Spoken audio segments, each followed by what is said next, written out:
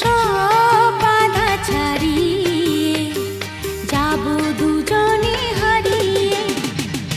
গোল প্রিন্টের শাড়ি পরে গড়িয়াহাটের মোড়ে আসতে পারি ঠিক সন্ধে 6টায়। পেলাম যে কথা নিতে পুজো অষ্টমীতে